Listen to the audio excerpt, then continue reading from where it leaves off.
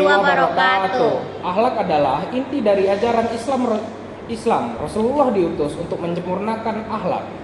Tapi apa bedanya akhlak dengan etika dan moral? Bagaimana kepribadian dibentuk dalam Islam melalui jalan tasawuf?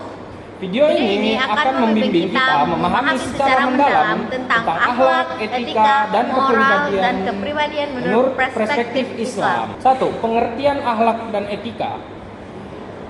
Kita mulai dari pemahaman dasar. Secara etimologi, kata akhlak berasal dari bahasa Arab, yaitu khuluq, yang berarti tabiat, watak, atau budi pekerti. Kita ini juga memiliki akar yang sama dengan khalq, yaitu ciptaan jasmani. Ini mengisyaratkan bahwa akhlak adalah bagian dari ciptaan batin manusia, spiritual, dan kejiwaan. Sedangkan etika berasal dari bahasa Yunani, yaitu ethos, yang berarti kebiasaan adat atau karakter. Dalam filsafat, etika menjadi ilmu yang membahas baik dan buruk berdasarkan akal dan logika manusia. Adapun moral berasal dari bahasa Latin, yaitu mos atau mores, yang berarti adat, kebiasaan, atau tata kelakuan yang berkembang dalam suatu masyarakat. Dalam Islam, akhlak lebih dari sekedar perilaku lahiriah.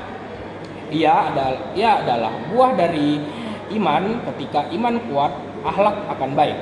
Seperti sabda Nabi kita, yaitu orang mukmin yang paling sempurna imannya adalah yang paling baik akhlaknya. 2. Persamaan dan perbedaan akhlak, etika, dan moral. Ketiga istilah ini sama-sama mengatur perilaku manusia agar sesuai dengan nilai-nilai kebaikan. Namun perbedaannya sebagai berikut. 1. Akhlak bersifat religius, berakar dari iman, dan menjadi bagian dari hati yang bersih. Ia mendorong perbuatan baik secara spontan karena terbiasa dalam kebaikan.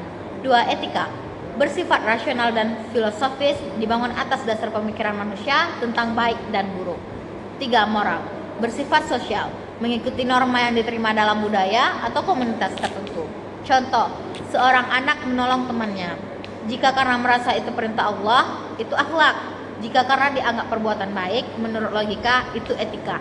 Jika karena takut dianggap egois oleh masyarakat, itu moral. Maka dalam Islam, akhlak menempati posisi paling tinggi karena bersandar pada keimanan. 3. Pembagian akhlak dalam Islam. Akhlak dalam Islam dibagi menjadi 2 bagian, yaitu 1. Akhlak mahmudah atau terpuji. Ini adalah akhlak yang diridhoi Allah. Contohnya sidik atau jujur, amanah atau dapat dipercaya, sabar, syukur, tawadu atau rendah hati, dan ikhlas. Contoh kecilnya adalah seorang anak tetap jujur meski tidak diawasi karena ia yakin Allah selalu melihat. 2. Akhlak mazmumah atau tercela.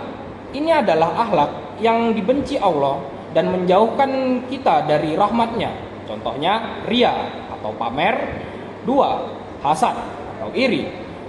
3. Takabur atau sombong, gibah atau mengunjing.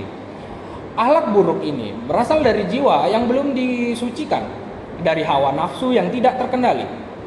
Imam Ghazali pernah berkata, puncak tasawuf adalah takziyatun nafs, pensucian jiwa dari sifat-sifat tercela.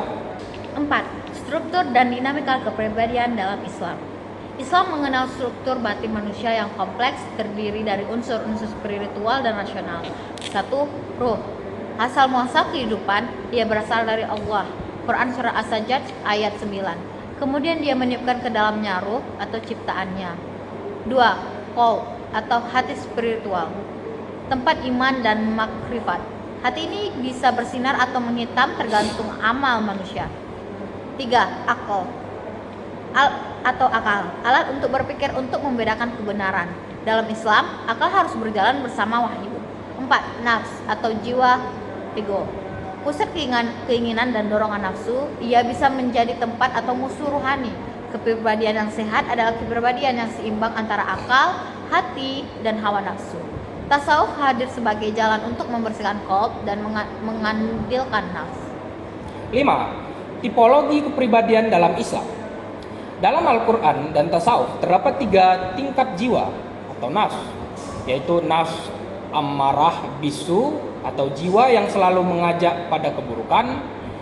Surah Yusuf ayat 53. Sesungguhnya nafsu itu selalu menyuruh kepada kejahatan. Contohnya, seseorang marah, mencaci, lalu menyalahkan orang lain tanpa introspeksi. Kedua, nafs lawamah atau jiwa yang menyesal.